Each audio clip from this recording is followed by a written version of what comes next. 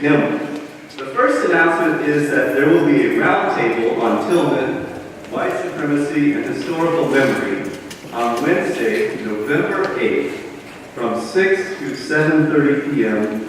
in the Academic Success Building of Room 118. The event is co-organized by the Clemson chapter of the Southern Poverty Law Center and by the Clemson Campaign for Campus Justice.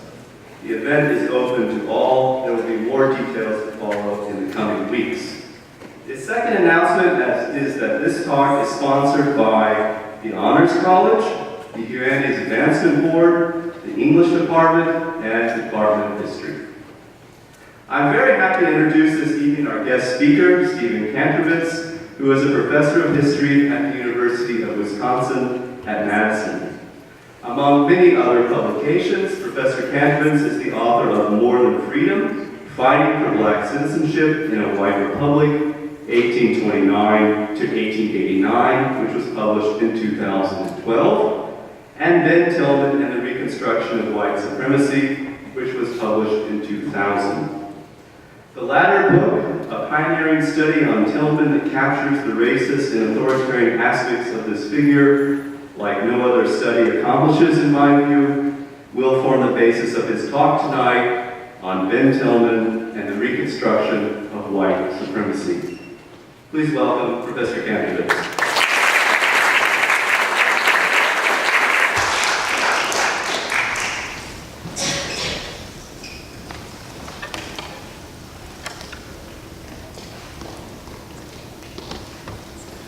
Who was Ben Tillman?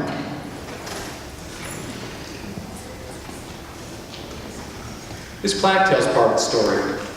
It's on the State House grounds, on the statue I just showed you. There's little to quarrel with here. Ben Tillman was a husband, a governor, a long-serving senator, patriot and statesman, also here, or honorifics, but this is a statue, after all, and a pretty big one. But why Ben Tillman on the State House grounds in Columbia? What distinguished him from the 10 or 20 other South Carolina politicians whose bronzes could have graced that plinth? There's a clue on the plaque on the other side. Now this one needs a little lining out. Loving them, he was the friend and leader of the common people. He taught them their political power and made possible for the education of their sons and daughters.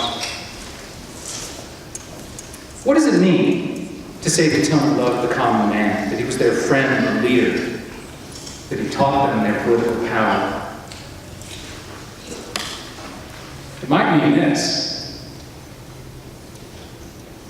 Someone thought it did. I found this photo in the collections of the Library of Congress, along with all the formal portraits of Tillman in the Senate and as a statesman. And somebody really did think that this captured Tillman because they made it up. You can see here, if you couldn't see already, that it's a fake. Someone cut out Tillman's formal portrait and pasted it onto this wagon. Why?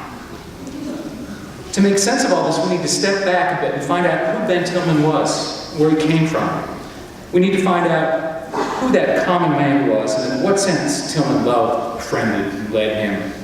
We need to dig a little into the question of what political power is, and what it's for, in whose name it operates, and in whose interests.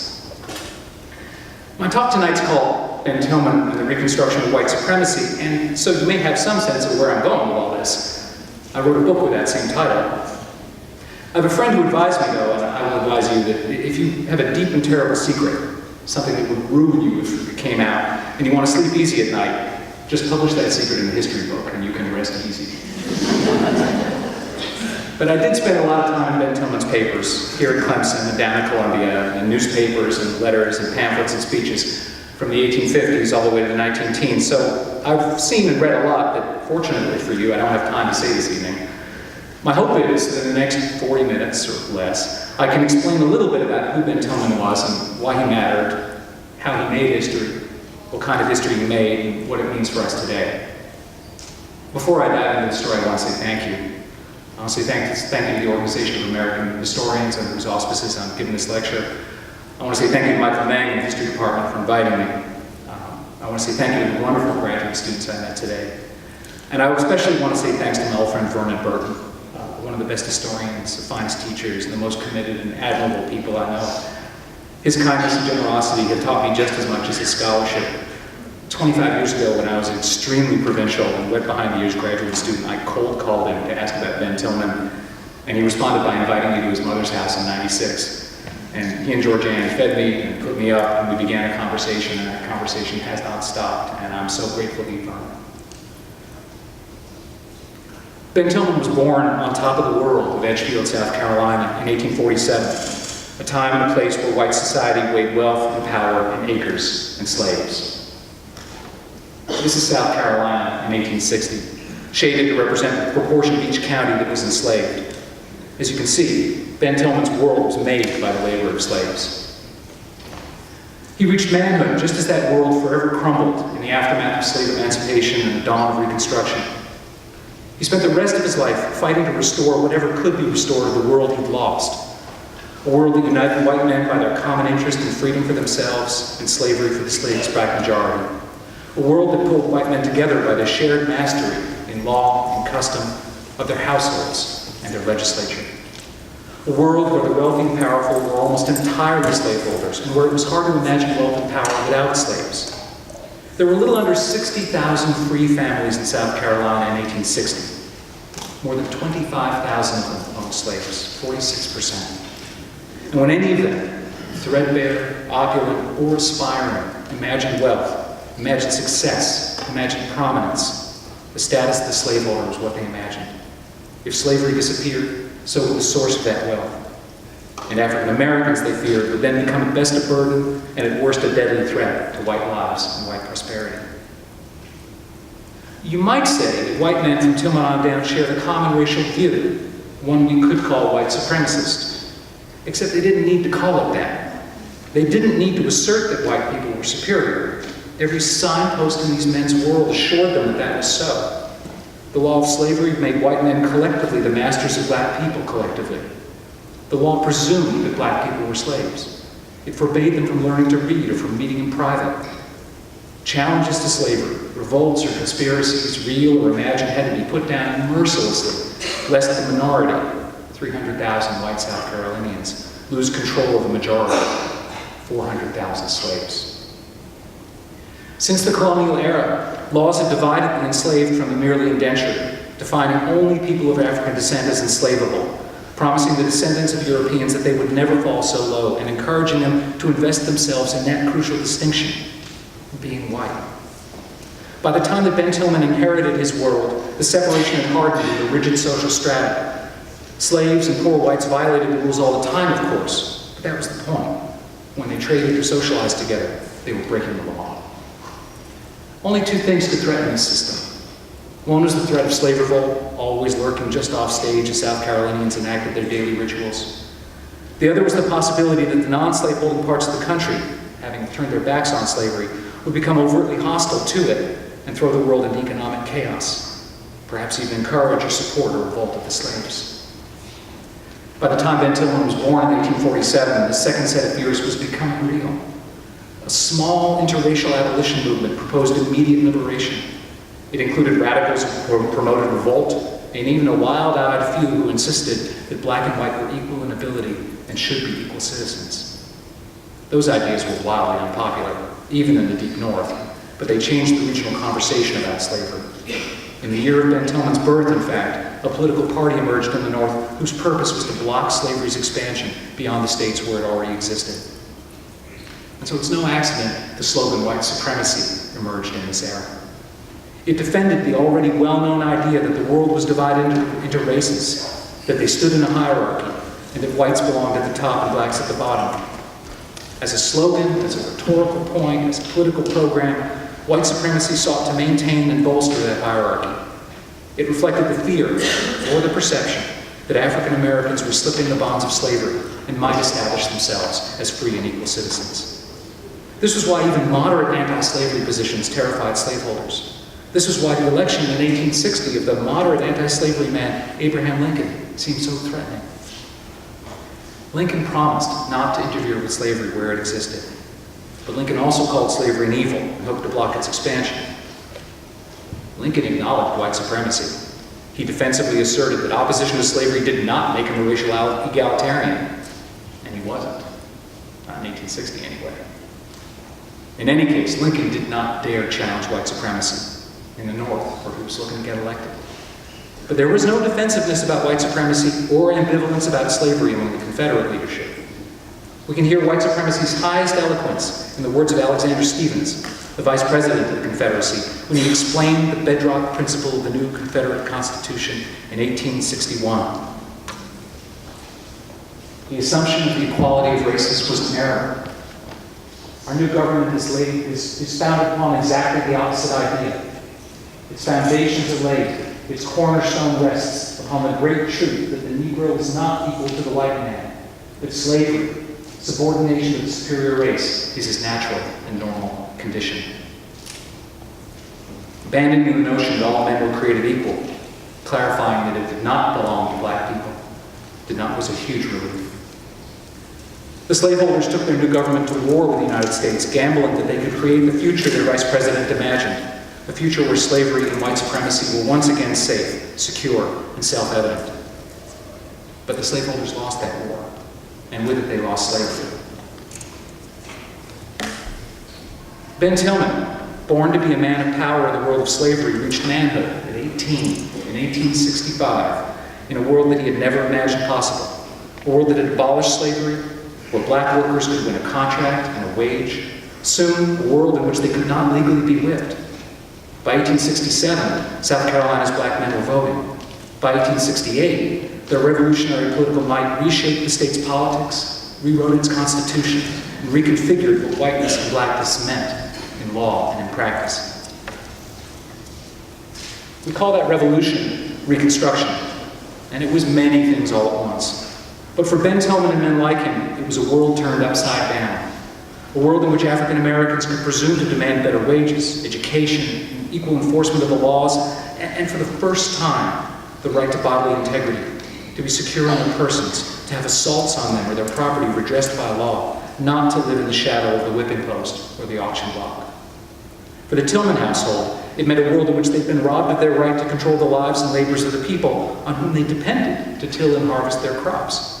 In fact, those people now cast the votes that determined who governed Ben Tillman's world.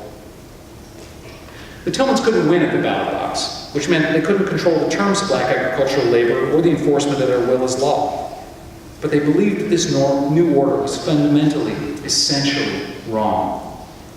Ben Tillman's older brother George put it this way: the land, labor, and lives of the colored races are by common consent articles of free trade among Caucasians everywhere. Since the laws of Reconstruction and tallies at the ballot box said otherwise, the Tillmans and their allies believed violence was the only alternative. Intimidation, threats, coercion, assault, murder, even mass murder, all designed to return black people to subjugation. The Ku Klux Klan became the first wave of organized vigilante violence. The hooded terrorists murdered black office holders and activists, barred black men from voting, punished those who did. In 1871 and 1872, federal forces put the Klan down. But despite this, soon Reconstruction began to collapse, partly of its own contradictions, partly because of a brutal national depression, and partly through the persistent violence of former slaveholders. This moment of white supremacist reassertion was where Ben Tillman entered the story, a man in his mid-20s. In 1873, he joined a local company of white vigilantes, the Sweetwater Saber Club, they called themselves, which terrorized black Republican leaders. They backed up their violence with economic reprisals, refusing to sign or fulfill labor contracts with black activists. By 1876, these vigilantes had become the armed wing of a political movement that demanded one-party rule by an all-white Democratic leadership. In this movement, Ben Tillman played a key role. In July 1876, an all-black company of the state militia paraded through the town of Hamburg and were confronted by two young wealthy white men in a buggy. The militiamen finally stood aside and let the men pass, but the white men considered this all the provocation they needed. 4 days later, they and their friends donned uniforms of red shirts and rode armed into Hamburg to demand the militiamen's rifles. When the men refused, the vigilantes laid siege to their drill room. They used a cannon to knock down its walls. In the initial attack, they killed or wounded a few of the militiamen, but about 30 were captured. Ben Tillman knew what the stakes were and what had to be done. 40 years later, at a reunion of his comrades, he explained, "The leading white men of Edgefield had determined to seize the first opportunity the Negroes might offer to provoke a riot and to teach the Negroes a lesson by having the whites demonstrate their superiority by killing as many of them as was justifiable." That was what they did. Having provoked a conflict and captured their enemy, Tillman and his compatriots selected 5 black men they deemed particularly objectionable. One by one, they called the captives out and shot them dead. One white man died in the struggle, a planter's son named Keith Merriweather. Over the years, Ben Tillman and his allies heralded young Merriweather as the martyr of the struggle for white supremacy. And in 1916, they erected this monument to his memory in Hamburg, what's now North Augusta. This monument celebrates young Merriweather's sacrifice, as the monument puts it, in maintaining those civic and social institutions which the men and women of his race had struggled through the centuries to establish. Merriweather was a fallen patriot in the cause of white supremacy. Tillman and his red shirts rode through the summer and fall of 1876. To their chagrin, they arrived too late to take part in the massacre of 30 men in a swamp near Ellington. But 2 of the men in Tillman's unit captured and murdered a black Republican state senator, Simon Coker, who'd come to investigate. On election day that year, 1876, Ben Tillman manned a local polling place in Edgefield. A freedman named Robert Chandler tried to cast a ballot for the Republicans that day, and he found Ben Tillman and his friends whooping and hollowing, warning him that if he come any closer, he would come through blood. Through intimidation, violence, and fraud, Tillman's red-shirt Democrats claimed victory. Their victory became part of the crisis of 1876, a nationally contested election that Republicans and Democrats finally resolved, in part, by giving the presidency to the Republicans, while allowing Democrats to gain control of the last 3 states with Reconstruction Republican governments. One of them was South Carolina. Federal troops withdrawn, the Republican Party in disarray, force and fraud sanctioned as politics unusual. Ben Tillman and the state's other white landowners, their landowners and planters, secured white supremacy. Or did they? Not so fast. African Americans did not stop asserting their rights under the Constitution. They did not stop seeking white allies. And it turned out that here and there, those allies might still exist. White supremacy was a fine-sounding slogan. It flattered the prejudices and the fears of many white men and women. But its promise of superiority of all whites over all blacks was not the same thing as prosperity, or even subsistence, for all whites. The men who retook power in 1877 entered from the same economic echelons as those who ruled in 1860. They cared mostly for their own power and their own prosperity. They would bend in the direction of lower white men, but only just as far as they had to. And as they adjusted to a regional and national economy that was shifting beneath their feet, they stumbled in ways that clarified just how little they cared about poor white men. The post-1877 Democrats' ties to banks, railroads, and the new merchant class inflicted new flavors of peonage on whites as well as blacks. More seriously, the Democrats changed the state's fence laws. These had once allowed poor men to range their livestock freely, one of the few ways a landless family could build wealth. Under the new law, the burden fell on them to fence in their hogs and cattle. This made it impossible for landless men to keep livestock. By the early 1880s, some poor white men were burning rich men's fences, and they were threatening to leave the Democratic Party. This meant, one way or another, turning to the only other power center in the state, the Republican Party, now supported almost entirely by African Americans. White supremacy was hard work. The boulder never quite made it all the way up the hill. White supremacy insisted that all white men shared one common interest, the interest in being white, not black, and in enforcing their common superiority over all African Americans.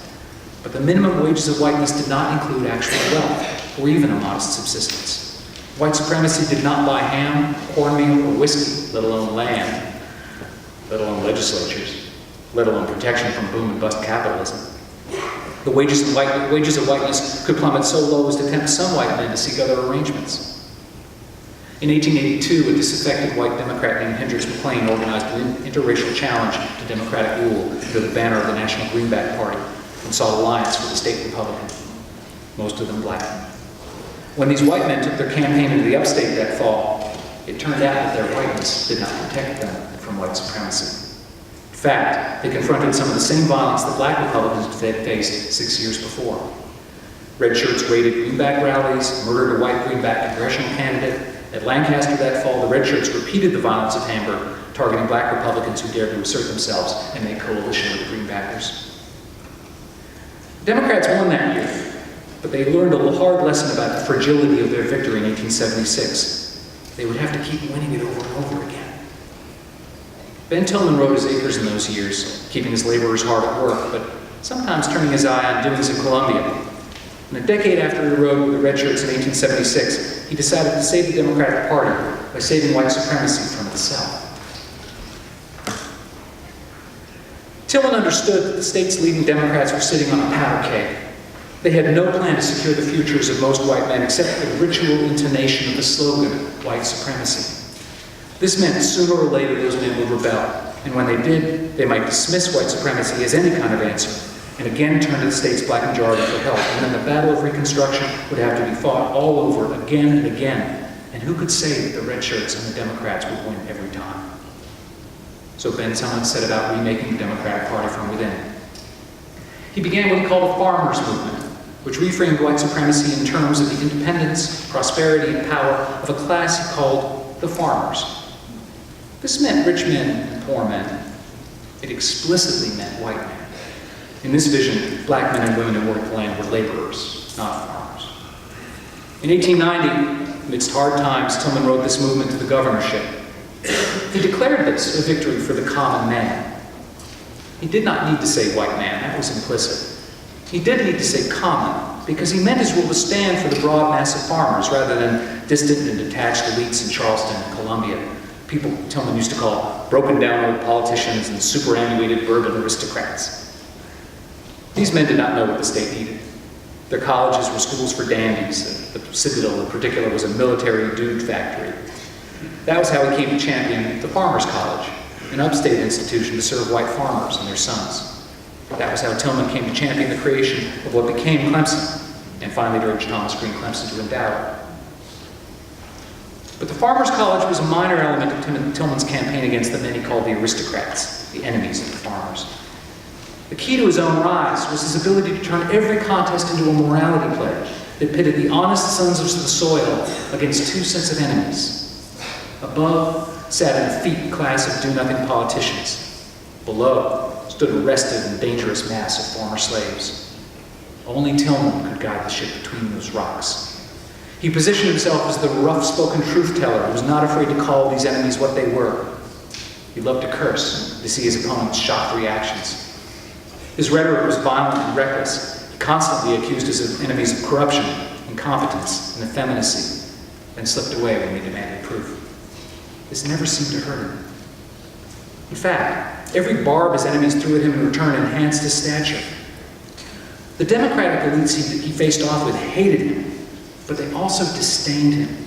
They could not help describing him as a poor white, a tacky, a wool hat, a man without culture or refinement. The wealthy and well-read Tillman leaned into this. He described himself as a backwoods man and a farmer only, but he was far, far from poor. He was rich, in fact. His elite enemies railed at his lack of polish and finesse. Tillman reveled in their scorn, and he profited from it. Their contempt and condescension, in fact, became his platform and his pitchfork. In 1890, Tillman won the governorship, driving establishment Democrats to distraction, even causing some of them to make a fatal last-ditch choice to appeal to the black majority for support. They failed, standing themselves as traitors to their race. Tillman won and became the tribune of the farmers and the common man. Forever after, he reminded voters whose commitment to white supremacy was real and whose was only expedient. Tillman took power as a new kind of violence swept the region. Lynching. Small groups, large posses, sometimes entire towns came out to butcher someone, usually a black man, to burn them alive, to torture them to death, to mutilate them and string them up, while claiming to act in defense of their communities and in service to a higher law. Sometimes they claimed the black male victims had affronted white womanhood, although as the intrepid journalist Ida B. Wells began pointing out almost immediately, mobs only made such claims in the minority of cases, and when they did, they tested them only by torture. Much more often, they mobbed black men for stepping over lines of economic, political, and social aspiration, for standing up to an employer's demands, for seeking to act independently, for challenging the social order of white supremacy. The accusation of sexual assault was generally a lie, but it did important work. Political leaders knew that white men's sense of mastery and authority rested in their authority over the lives, labors, and bodies of their wives and children. They also knew that the post-Civil War economy made that mastery a thin thread for many white men, whether they worked in the fields or now in the mills. But Democrats had no economic program for improving that situation, so they emphasized how much worse things could be. They suggested, and it was a new suggestion in the 1880s, that what black men sought through politics was not just control over the state's government, but over its white people generally, and in specific, over its white women. The legend of the sexually rapacious black man emerged as a campaign strategy, one that connected African American aspirations to equality as citizens with sexual designs that if refused would lead black men to rape. In fact, the simple phrase social equality stopped meaning what it said and started meaning black men having sex with white women. Since white supremacy could not contemplate the possibility that this could be consensual, it could only be rape. At least 170 lynchings took place in South Carolina between 1880 and 1940, and nearly a third of those occurred in the 1890s. In Edgefield and the counties around it, lynching outnumbered legal executions. This could have been a problem for a new governor seeking to demonstrate his mastery over the state and its politics. And indeed, Ben Tillman began his term as governor in 1890 insisting on the rule of law, not the rule of the mob. He had his secretary write to a black man in Georgetown that while white supremacy is best for both races, Tillman believed that the colored people should have the protection of the law as fully as other citizens. But as lynching persisted, Tillman came to understand he must not stand so squarely against it. By 1892, his answer was his lynching pledge, that while he opposed lynching in principle, he would, quote, willingly lead a mob in lynching a Negro who had committed an assault upon a white woman. Willingly lead a mob. In later years, Tillman elaborated on this view in a speech on what he called the race problem. The problem, in other words, of black freedom and constitutional equality.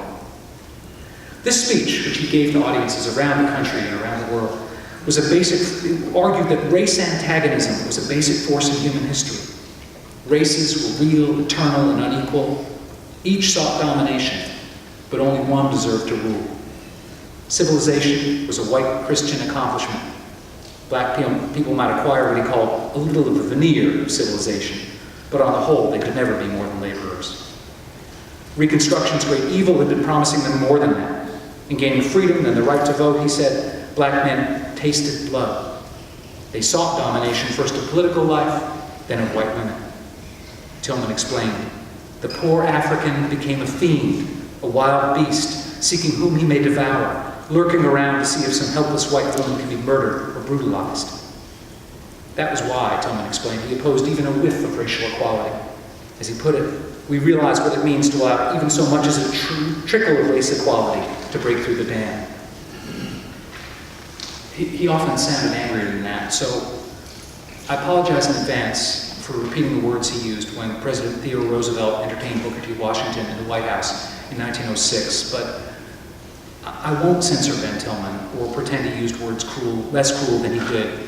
And to understand his career, you have to understand how he sounded. Tillman swore that Roosevelt's invitation to Washington, quote, will necessitate our killing 1,000 niggers in the South before they will learn their place again. More than necessitate. This wasn't a matter of cold calculation, Tillman claimed. It was a matter of racial instinct.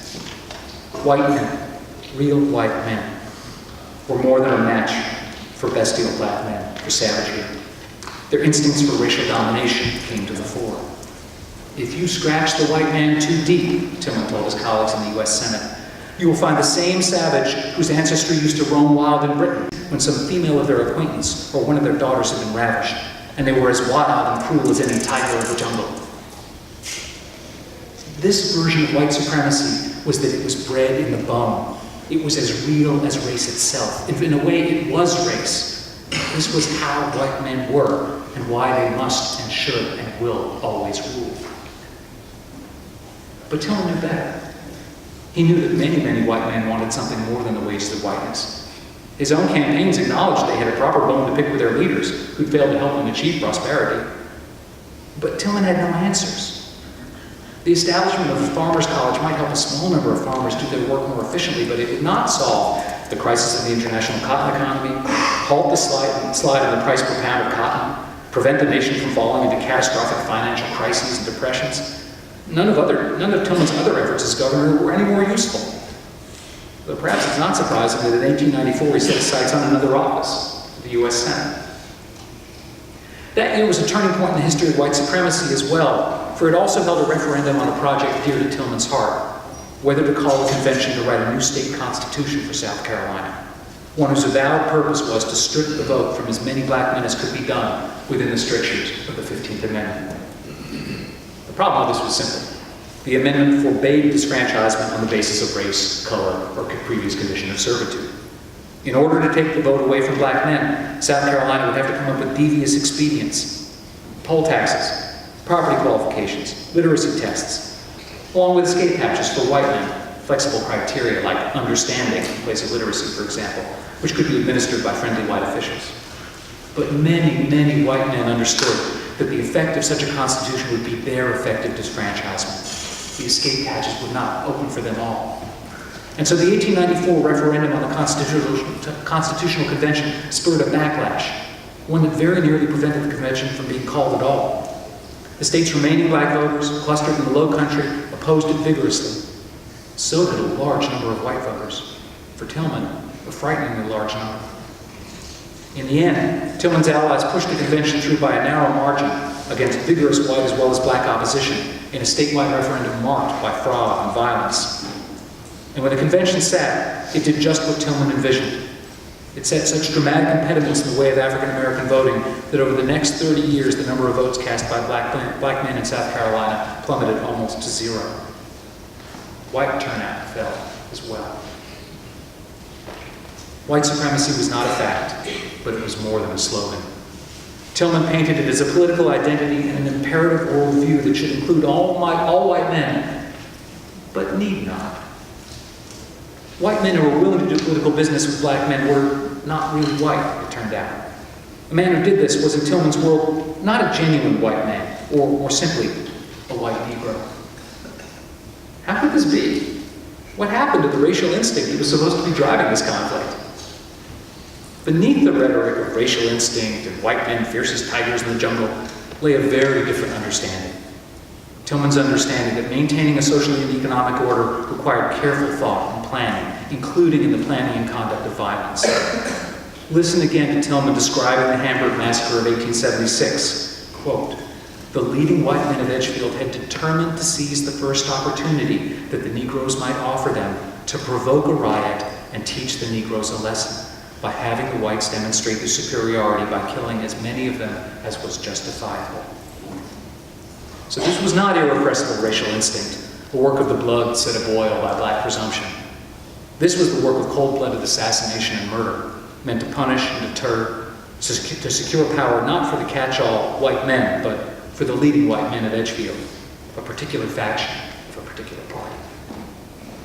Tillman frequently and openly acknowledged that his violence was purposeful and considered. "We have done our level best to prevent blacks from voting," he said. "We have scratched our heads to find out how we could eliminate the last one of them. We stuffed ballot boxes. We shot them. We are not ashamed of it." That was in the United States Senate in 1900. But Tillman could sell this contradiction. White men fierce as tigers, deliberate cold-blooded murder, is a testament to his political genius. It is also a testament to his ability to embody the contradiction itself, to rant and rave, curse and threaten, to gain the name Pitchfork Ben for threatening to stick that implement in Grover Cleveland's something or other, to get into a fistfight on the floor of the U.S. Senate with his fellow senator from South Carolina.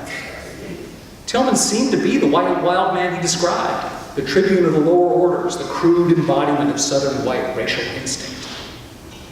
Even Tillman's most bitter and sophisticated foes, people with a great deal at stake in understanding who he really was, seemed ready to accept this. Take Theodore Roosevelt, for example. TR hated Tillman, but he understood Tillman's white supremacist violence as a kind of, quote, homicidal mania, a product of what Roosevelt incorrectly asserted were Tillman's origins among the lower order of whites. Roosevelt, the Northern progressive, shared many of Tillman's racist views. What's more striking is how many others who did not share those views also assumed that the myth of Tillman's origins was true. Take African-American activist and writer Kelly Miller. Miller wrote that Tillman had unleashed lower-class passions that an older generation had held in check. He wrote, Tillman had been the first to pitch the poor whites against the Negro in fierce and bitter array, for he understood the dynamic power of hatred. Was this a matter of political calculation or a matter of origins? Like Roosevelt, Miller leaned toward the latter explanation. He described Tillman as the embodiment and expounder of the rule of the nether whites. Perhaps it's not surprising people continue to describe Tillman this way, continue to hand him his pitchfork as though it belonged to him, as though its significance were self-evident. It was easier to see violent white supremacy as a natural feature of the landscape than it was to analyze it as a political program and a social argument. It was easier to make Jim Crow an inevitable result of emancipation than to confront how much hard work of violence and degradation went into creating that social order. The leading Southern historian of the early 20th century, Ulrich B. Phillips, described the central theme of Southern history as, quote, a common resolve indomitably maintained that it is and shall be a white man's country. Ben Tillman was not around to read those words, but had he been, he would have smiled. He couldn't have said it better himself. He'd won. The promises that Tillman tried to keep, especially the promise to keep African Americans from achieving any measure of political or social equality, profoundly injured our democracy. And the promises he broke injured it too, like the promise he would amend the Constitution without sacrificing the votes of white men. Tillman tried to make white people so afraid of equality they would cut themselves off at the knees in order to prevent it. And by the time some white people realized what was happening, by the time voters mobilized in 1894 to stop the Constitutional Convention, it was too late. Political and social equality in the United States were dealt a mighty blow during Tillman's career, a blow from which it took generations of struggle to recover. Indeed, it's a past we have not fully confronted, much less overcome. It might be a good time to look at our democracy and think about what we can learn from the success of this aristocratic tyrant who posed so successfully as the rough tribune of the people.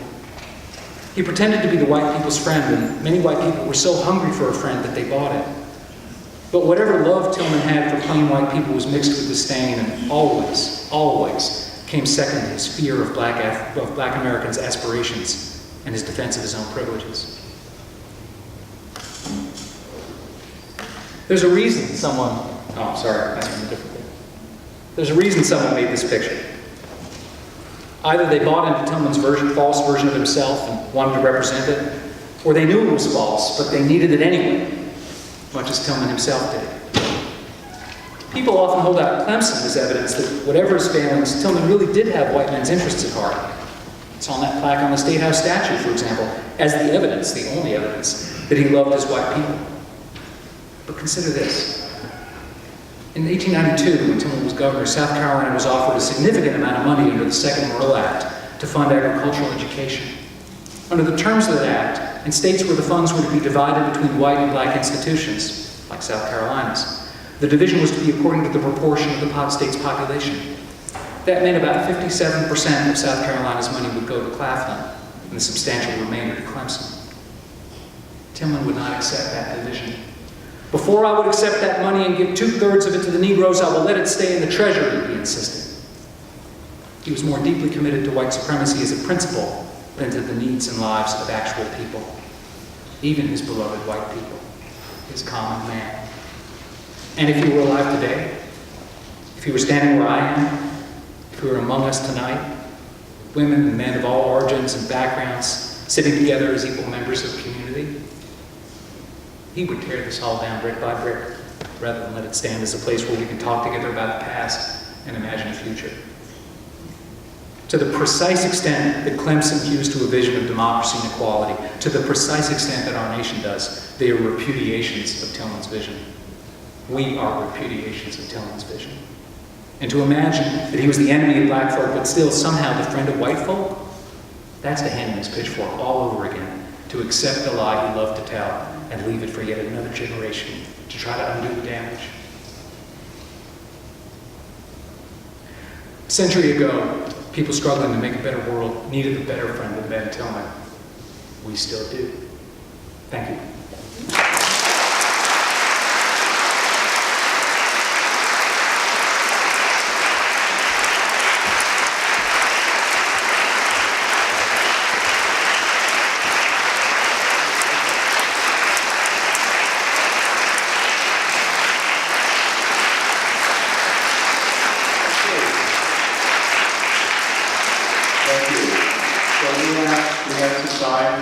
For some questions. So we have a microphone and we have a pretty big crowd, so maybe we should use it. But let's start before we get the microphone. If you can just be really loud and project with your question. Who would like to start? Yeah, go. So from reading things that Tillman said throughout his entire life, do you believe that Tillman genuinely believed all of the white supremacist rhetoric he sprouted and policies put in place, that he said more use that as a tool to utilize it practically? That's a great question. One of the only things that historians are very arrogant people and presume to do all kinds of things and know all kinds of things. One of the few things that we don't usually presume to do is know what's actually going on inside someone's head, especially someone who's not us, who's dead. So I can't tell you what he actually thought and believed. I can tell you what he said and how he talked about that question. He sometimes seemed confused himself about whether he was the character he was playing or whether he was actually who he was. But he was always focused on his own political success and on developing languages and tactics and movements that would help advance that. So whatever he did for expedient and tactical purposes. In his world, coming from where he was coming from, looking at the world as he did, and wanting to remain in the class and privileged position he was in, the only way to do that was to reverse the possibility of equality, restore African Americans to a subordinated, politically powerless position in the political economy, and persuade most white people that that was a good deal for them. So, in a way, it doesn't matter whether he believed all of it or not. It was necessary and essential to the goal he sought. Next question. Yeah. Okay. I think it's all This is the first lecture that I've heard at Clemson in 46 years. Obviously, that's when I graduated. And I did know of some of his heinous work, but I got about my life, moved out of the area, moved out of the state. And now I come back and I listen to this and I see what's going on at other campuses around the country. And I don't have my ear to what's going on at Clemson, but I'm asking this community now, is there a movement to take his name off this building? And if so, why not?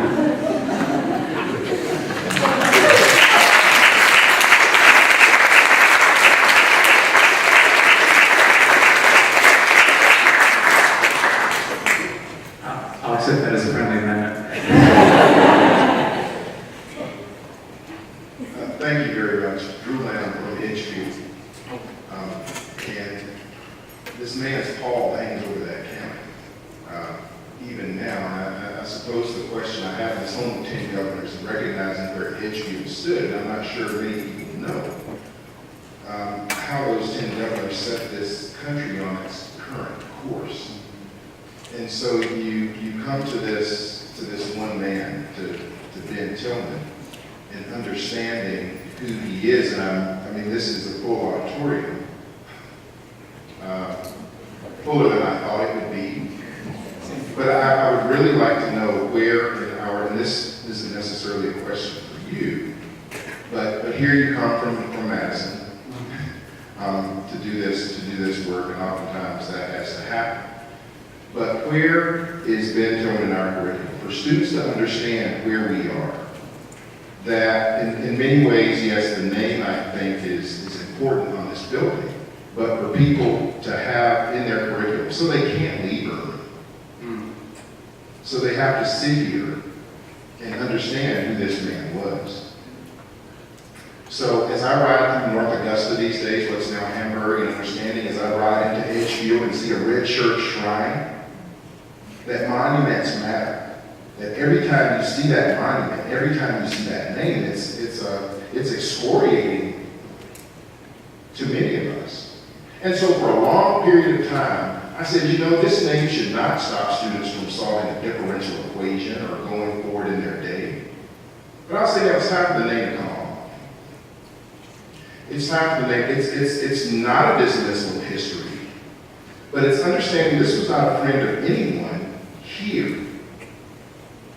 And so I think there are certain stances, and as we see men who are told to stand when they would kneel by First Amendment rights, that we're at an important point in history. And you said something in your talk, you said it took decades to recover. Decades. I'm out of this. So thank you for bringing this message. I hope that it will go further into our students' curriculum. Thank you very much. Thank you.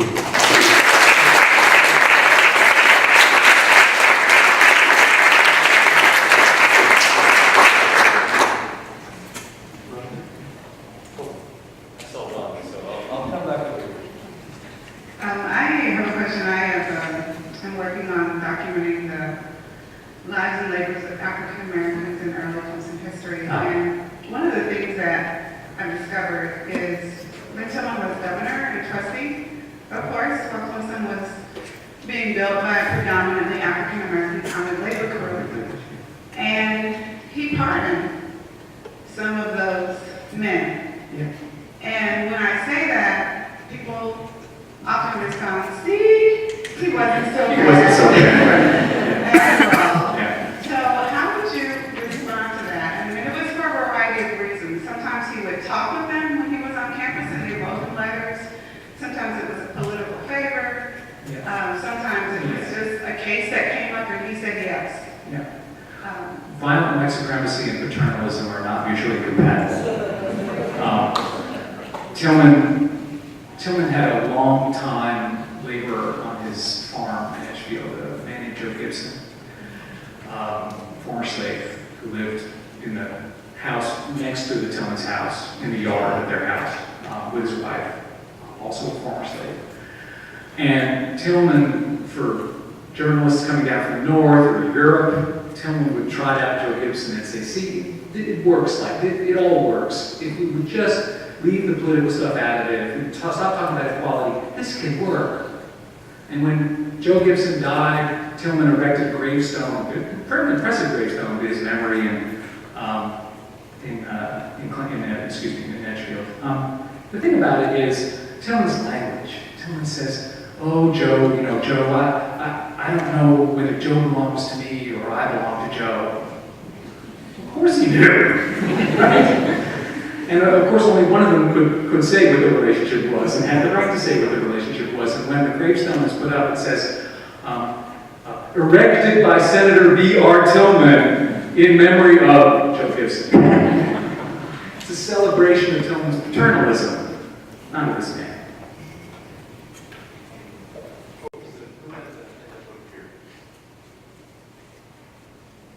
Over here? Oh, okay. There you go. You want the microphone or are you too loud?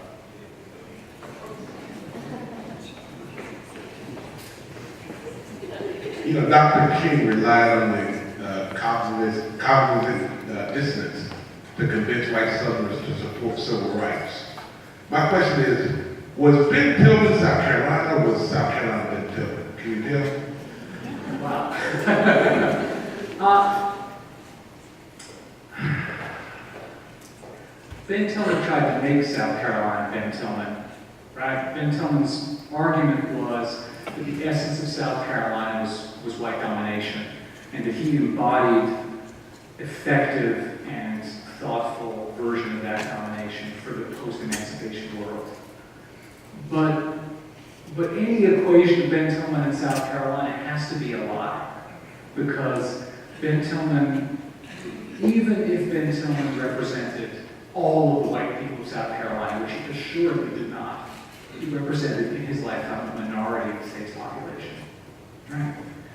And if South Carolina was going to mean white people, right, then we have a whole other set of questions about the definition of democracy, I suppose, and the definition of a republic, and a lot of other things we have to talk about. I'm not sure that I got another question though, because you're opening. No, so give me try again. There's a reason why there are monuments that people are willing to protect, legislators and all that, Yeah.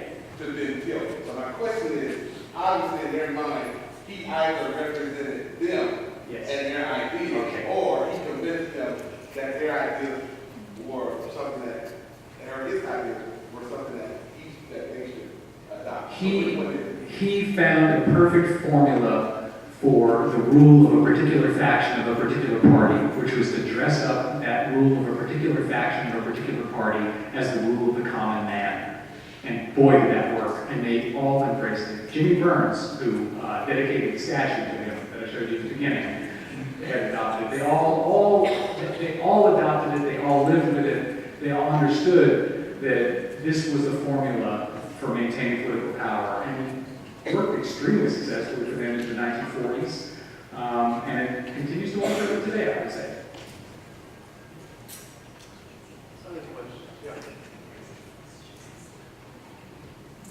Leading off of what you just said, given the difference in historical context, how would you compare the similarities and differences in Tillman's agenda of voter suppression in the 1890s with the Republican Party's voter suppression activities today, especially spearheaded by the so-called Voting Rights Commission headed by Chris Kobach? Yeah. So the question in both cases is, what's the legitimate basis for a democracy?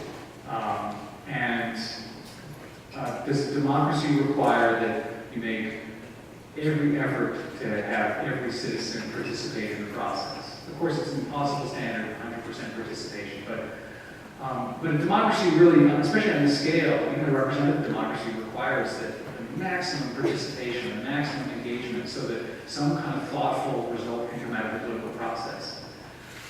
Tillman's movement and the general movement across the South and in parts of the North as well, in the late 19th and early 20th century, to ensure that the right to vote would be limited to people of education and property, was a profound challenge to the ideal of democracy. It was a very successful challenge. I mean, if you look at the language of the 15th Amendment, the 15th Amendment is the flying element. The 15th Amendment is the problem for Tillman. But from the perspective of someone who believes that democracy is about universal citizenship, political participation, the 15th Amendment is actually a whole other kind of problem. You know, I hate to say it, but you think you have a right to vote. You don't have a right to vote. You have a right not to have your voting rights infringed upon on the basis of race, color, previous condition of servitude, sex, failure to pay a poll tax. Otherwise, you can be disfranchised for any number of reasons, and many, many people are, including college students, very frequently. So the voter suppression laws that have been passed in the 21st century, particularly since the Shelby County decision and the cutting of the Voting Rights Act, are part and parcel of the same long history, which Tillman is a part, but not the only part, of elected officials and parties in power trying to choose their voters rather than be chosen by the voters. So there's a long, continuous history. If you're interested in this in a geeky historian's way, Alexander Kizar's book, The Right to Vote, is a terrific place to start. A couple of people up here. Yeah, a couple of questions. Why don't you start and then I'll come over here.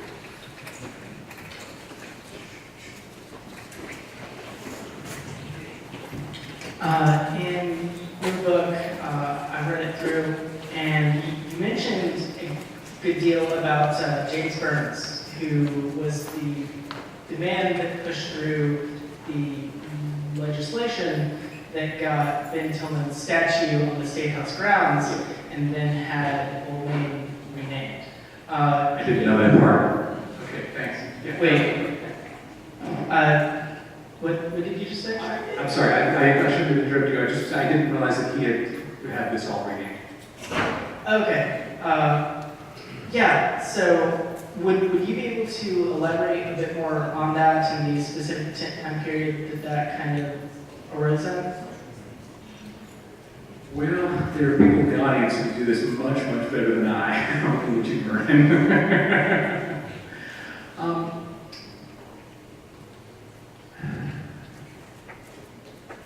It's a longer lecture than I have time to give here, but I'd be happy to talk to you about this afterwards. I know much less about the 1940s than I know about the 19th century and early 20th century, and I don't want to misstate or overstate what I'd like to say, which is anytime anybody perceives a challenge to the racial status quo, you go ahead and elevate a figure of white supremacy, but the precise timing of the statue and the renaming, I can't speak to that, I'm sorry.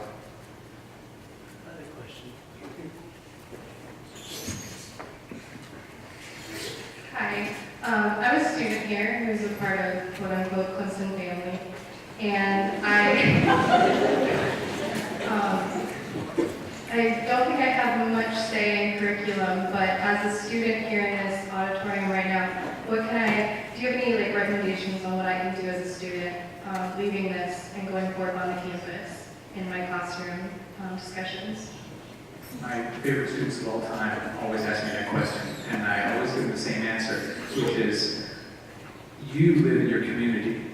I don't exactly live in your, especially right here, right? I don't really live in your community.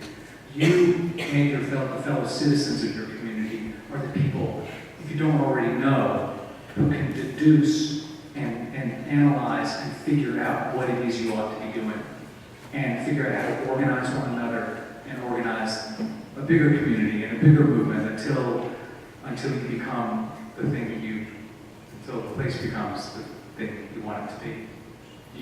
You're the ones who can do that. Any other questions? I mean, Bill? Could you comment on the presence or absence of anti-Semitism in Tillman's life and work?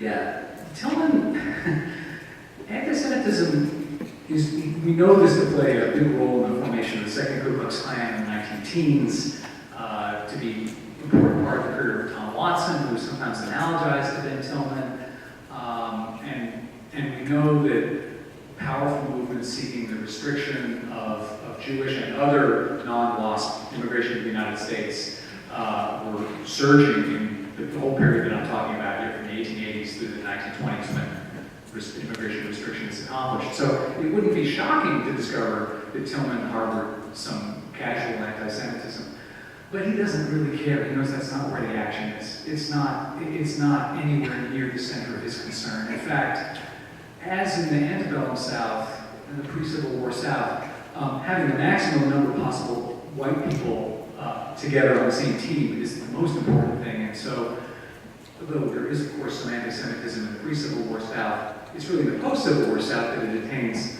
some real social force and violent effect. When your main thing is like, are those people white? White enough. Okay, let's get them on the team. Then anti-Semitism is a little bit less important in this world than in some others. Any other questions? No. Okay, so thank you.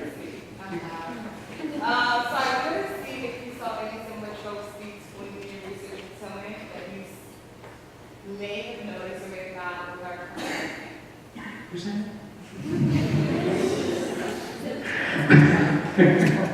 So, okay, here's the funny part. And there's not many funny parts these days, so I'll just take the funny parts that they come. The last 3 or so pages of this talk, the part where I talk about the poems, the pitchfork, I wrote those in 2005. And then when I thought I would give that talk tonight, and then I looked at it again, I thought, 2005, you didn't know what you were doing, so I rewrote the whole thing. But those pages, I thought, what did I know back then? Why didn't I leave myself a note or something? I think back then it felt pretty hypothetical. Now it feels very, very real with these politics, and I do think there are powerful similarities in politics. Of course, the histories are different. Of course, we can tease apart a million ways that they're not the same. The world's not the same. But that world and our world are both living under the shadow of slavery, and we haven't slipped it, and until we do, we're going to see these politics return and return and return. Two other questions over here? No?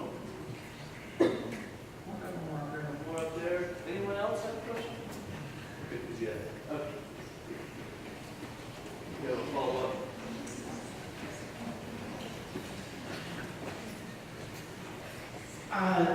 In what ways did Tillman really embody like fascism in his own age? Well, Tillman predates fascism, right? Literally predates fascism. So, it's one of those questions that I'm dying to answer, and I probably shouldn't. But if we think about some fascist styles, about the celebration of the blood, of violence, of a kind of heroic nationalism as the solution to economic problems, as a celebration of a kind of racial folk of people, right? Some of the things, when we say fascism, mostly what we kind of mean is a kind of violent racial nationalism, violent white nationalism. And in that sense, yeah, okay. Tillman prefigured much of that. In some ways, the second Ku Klux Klan, which he's too old and then dead, right, to really understand what's happening, much better embodies a kind of a literal American fascism. That is, in many respects, Nancy McLean would argue anyway, in her book, an American fascism, and looks very much, somewhat at least, like European fascist movements at the time. But the appeal to the blood, the appeal to racial nationalism, the appeal to violence, these are parts of what we mean, at least in the common sense way, when we say fascism. So it's hard not to see him as a progenitor. Any other questions? Let's take one more question. So I'm going to try to get my thoughts together, but you just like to share. So, as we look at history, we see that when something isn't in favor for what we believe, we make it a law, because that promotes legalities for when you don't follow the rules. So, with regards to what Stephen Mars asked earlier, with changing the name, there's a law that says certain historical buildings or things like that cannot be renamed in heritage act. So how do you feel when we have these conversations where we're saying let's advocate for this change because it doesn't reflect our Clemson family, but then someone says there's a law that says no, you can't touch it. How much agency or what is your perception on that? If they're not passing laws against you, you're not pushing very hard. So it's a sign of worry. Now that doesn't mean you're winning, right? It just means they're paying attention. That's something. I of course have my opinions. I don't think they're very well hidden here. But it's actually not my purpose here to tell you what you should or shouldn't do about the building or about anything. Because I'm not in this community. At some point, I've been parachuted in here because I have some expertise that might be useful to you. Just like I was a stem cell scientist or something else in Wisconsin, right? But you have a community, you build community, you make communities, and in those communities you get to have these conversations. That doesn't mean your community, as you envision it, as you hope it is, gets to determine how things are. You have a legislature, and you have a board of governors or regents, and you have administrators and the rest, and they're gonna do what they're gonna do. You can only do what you're gonna do, but what you're gonna do is important, and it changes the conversation. It sets the table for the conversation. If they're passing laws against it, they are paying attention to your conversation. And that may or may not be the hill you choose to die on, but it means you're doing something. It means you're being heard. I think we'll end it there. Thank you very much.